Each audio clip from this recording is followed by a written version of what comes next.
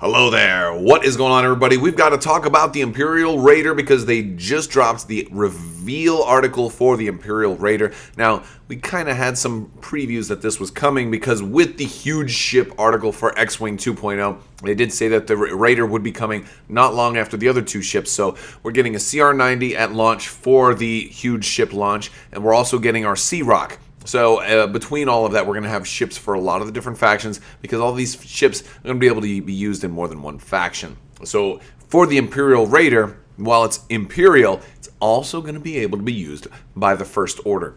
So let's take a look at this.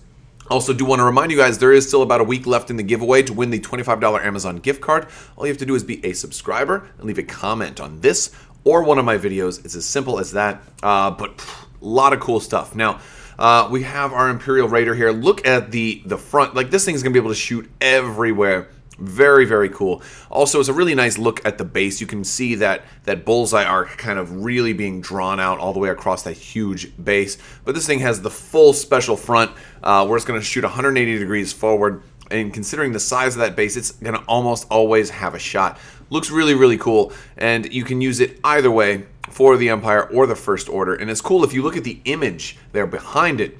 It almost looks like they inverted the colors on the panels. And that looks like a First Order version behind it. And you can kind of see that some more here in the artwork for First Order Collaborator. So it makes me wonder if any of you guys are going to repaint your Corvettes in First Order colors with the inverted panels. Looks very, very cool. Here we can see we're getting Admiral Ozzel with this. We're also going to be getting our handy-dandy token here to count energy and shields.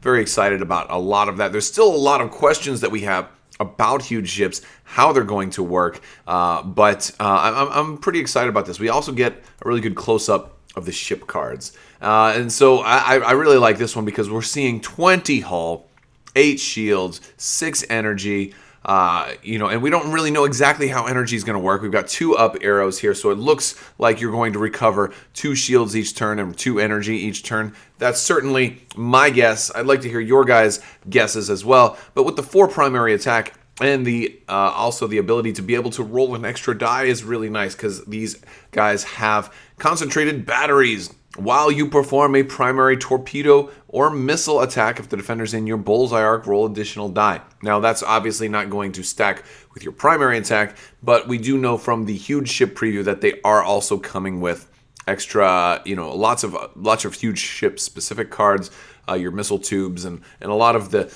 similar ideas of things that you were getting in the 1.0 version. I think they're going to probably reuse an awful lot of that to carry over so many of the ideas that already worked while also improving upon them. So it wouldn't also surprise me if there is going to be large ship specific missiles and or torpedoes that can only be used on the huge ships, I should say, rather, not large ships. But also, if we talked about this before in the first article, but you are getting a 2x for actions, and so looks like you're going to be able to do 2 actions with most of the huge ships.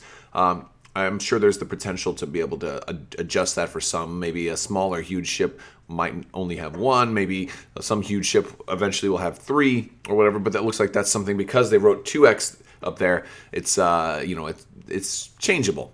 It does look from this card like the First Order version and the Imperial version are the same. So that's, as far as what we can see, they look identical.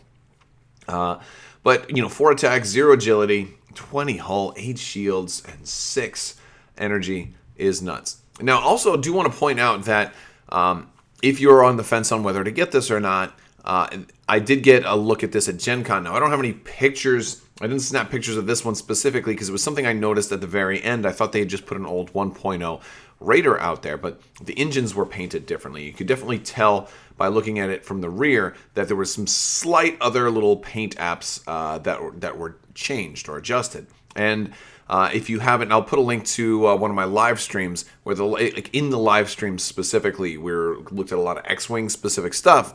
And there's still a lot more videos I have to do for X-Wing. I'll talk a little bit more about those in a little bit. They showed us the Corvus title. Now this one is Imperial only. We're not going to be able to put this on the First Order version. which is interesting because it makes me think, well, maybe we'll get First Order specific.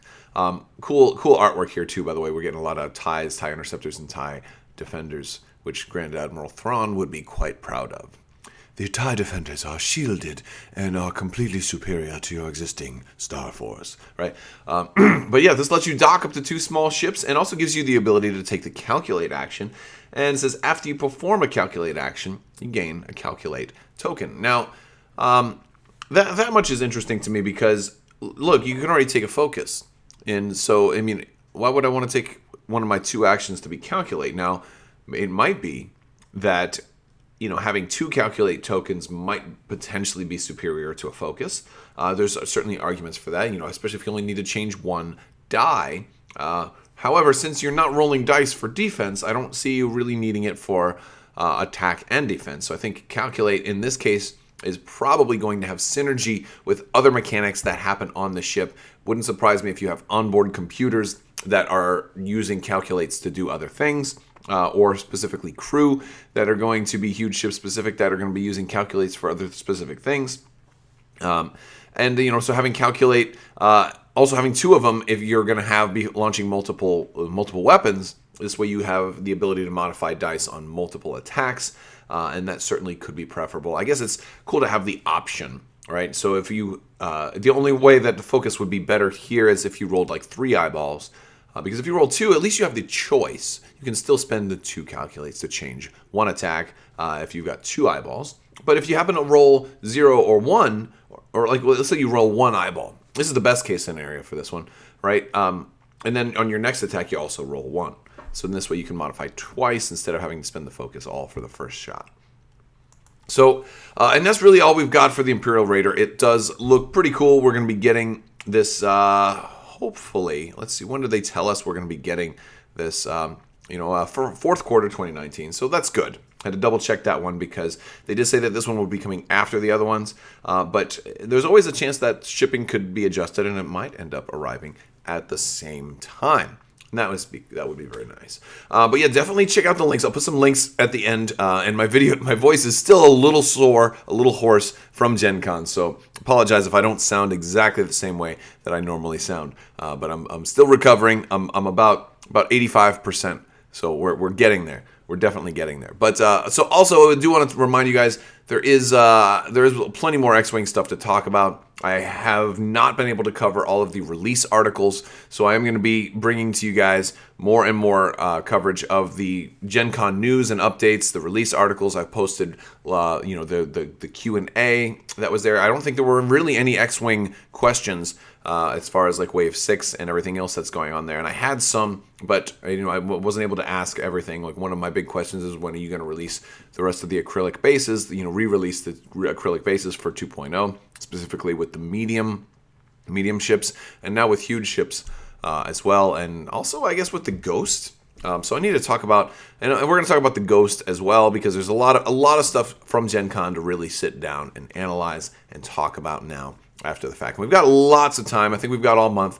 I think we're seeing a lot more news in the aftermath of Gen Con, primarily because maybe not everything was ready to be talked about, and I think they didn't want to overload you. Like the in-flight brief only has so much time, and then they were also had to give some time to the new Marvel games. Well, their new Marvel game, and then Atomic Mass Studios' Marvel game. So I think that's why they didn't show us this yet. I think that's why we were seeing like a whole new Legion announcement yesterday, and all of that. So the good news is we've got new X-Wing stuff coming, and I will be talking about Wave 6, specifically the new Resistance ships, and that is going to be coming up very soon. So even though it's already been, it's been a couple days old, still going to talk about it because let's talk about everything, right? All right, guys, well, that's all I've got for you today. I want to thank you guys so much for watching. I also really want to thank everybody who said hi to me at Gen Con. It was awesome being able to see so many of you guys. Definitely want to thank my patrons on Patreon. You guys definitely helped make this possible. So I want to thank everybody so much. And as always, have a great day.